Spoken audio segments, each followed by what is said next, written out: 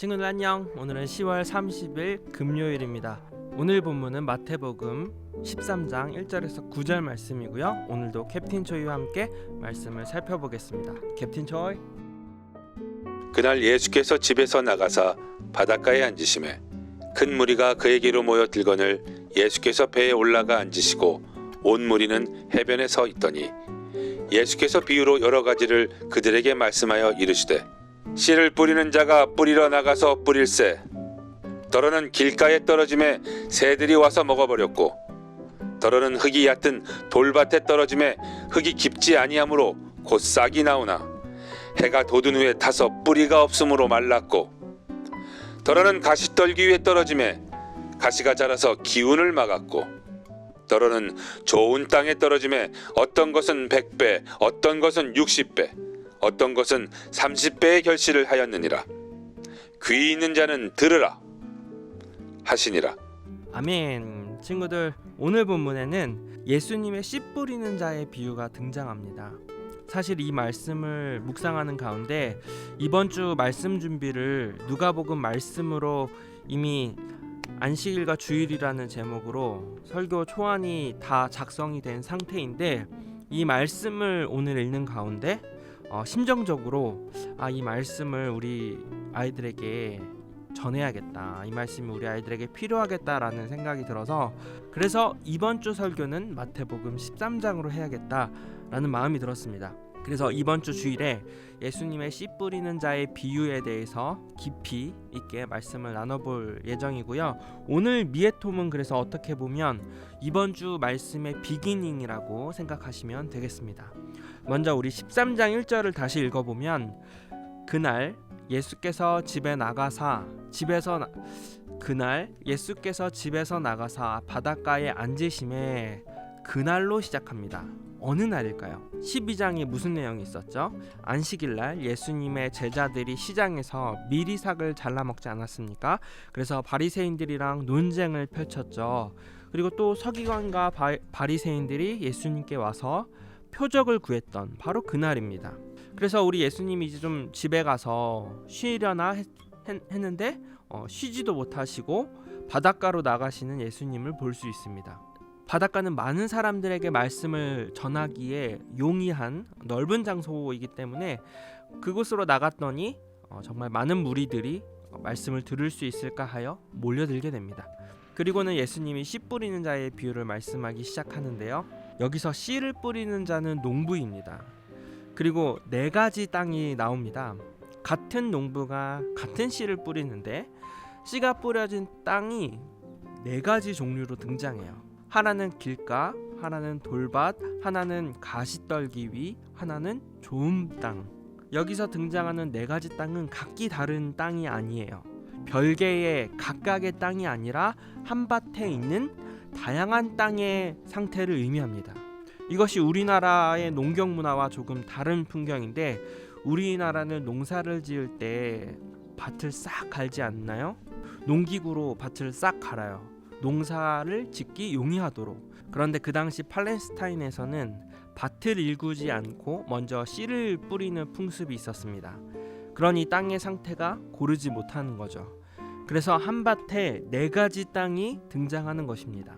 이것이 우리나라와 조금 다른 농사 풍경이죠. 그리고 이 말씀의 농부는 복음을 전하는 자이고 씨가 뿌려진 4가지 땅은 복음을 받는 사람들의 마음 상태를 가리킵니다. 우리 청소년부에 적용하면 하나의 밭은 우리 청소년부 공동체죠. 청소년부. 그리고 4가지 땅은 우리 청소년부 안에 있는 각 사람들의 마음 상태를 이야기합니다. 그리고 저는 농부죠. 농부는 그냥 계속 씨를 뿌려요.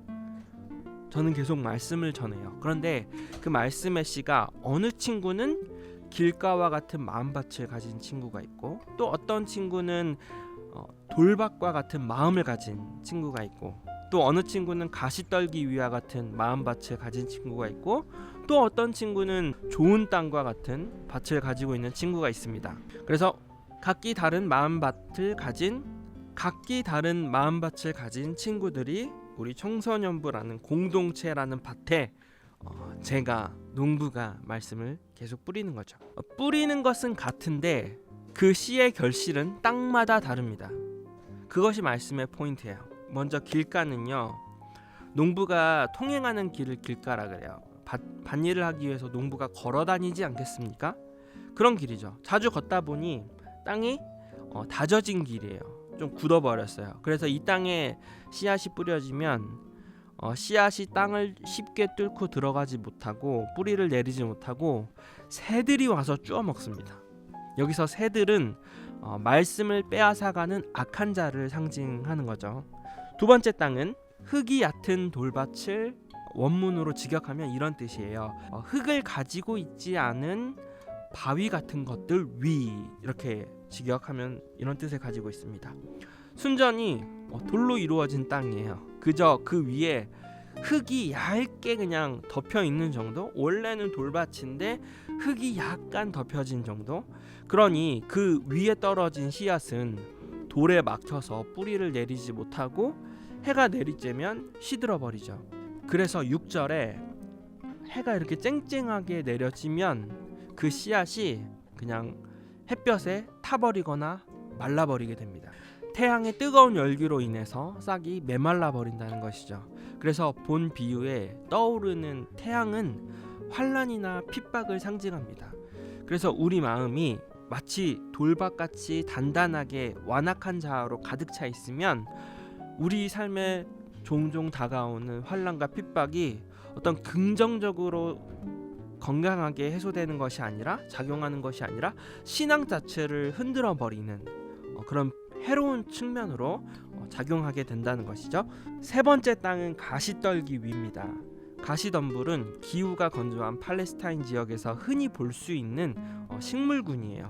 특히 재배의 손길이 그치거나 밭을 열심히 돌보지 않을 때 돋아나기 시작해서 사계절 내내 무성하게 자라면 점차 그 지역을 넓혀가는 아주 생존력이 굉장한 그런 식물군이라고 합니다. 결국 이 말씀이 우리에게 주는 교훈은 영적으로 우리가 기도와 말씀으로 우리의 마음밭을 돌보지 않으면 우리의 마음의 내면에는 여러 가시들이 생겨요. 세상의 염려, 그리고 세상의 여러 가지 유혹들이 가시덤불처럼 자라나서 그 마음밭에는 말씀의 씨앗이 떨어져도 자라지 못하고 결국 시들어 버린다는 것이죠.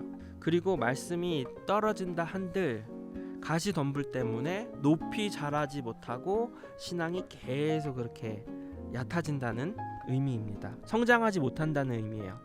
네 번째 땅은 좋은 땅입니다. 좋은 땅은 방금 소개해드린 세 가지 종류의 땅보다 훨씬 우수하고요, 좋은 땅이기 때문에 씨앗이 뿌려지기만 하면 좋은 열매를 맺을 수 있을 때까지 계속 성장해서 어떤 열매는 100배, 어떤 열매는 60배, 또 어떤 열매는 30배의 열매를 맺는다는 의미예요. 여기까지가 오늘 준비한 말씀이고요. 이 말씀에 대해서 보다 자세하고 디테일한 교훈은 주일날 말씀을 통해서 살펴보기로 하겠습니다. 저는 오늘 이 말씀을 통해서 우리 공동체에도 4가지 유형의 마음 상태가 있어요. 길가와 같은 마음밭을 가진 친구도 있고, 또 돌밭과 같은 마음밭을 가진 친구도 있고, 가시떨기와 같은 마음밭, 또 좋은 땅과 같은 마음밭을 가진 친구가 있죠. 저 개인적으로 말씀을 적용하면 농부는 정말 씨를 뿌리는 자다. 성실하게 계속해서 말씀의 씨를 뿌린다. 나는 농부니까 열심히 말씀의 씨앗을 뿌려야겠다. 그리고 여러분은 또 좋은 땅이 되기 위해서, 옥토와 같은 마음밭이 되기 위해서 친구들도 노력하고 전도사님도 여러분이 좋은 땅이 될 수 있도록 좀 더 다양하게 여러분에게 다가가고 터치해야 되지 않을까라는 생각이 듭니다. 그래서 저희 청소년부는 지금 당장에는 캠프가 비록 취소되었지만 이제 곧 청소년부 안에 동아리 활동의 시대가 오픈합니다. 그래서 농부는 씨를 뿌리고, 또한 선생님과 여러분의 땅이 기름진 땅이 될 수 있도록 다양한 접근으로 여러분과 함께 좋은 공동체를 만들어갈 수 있도록 여러분을 오늘도 사랑하겠습니다.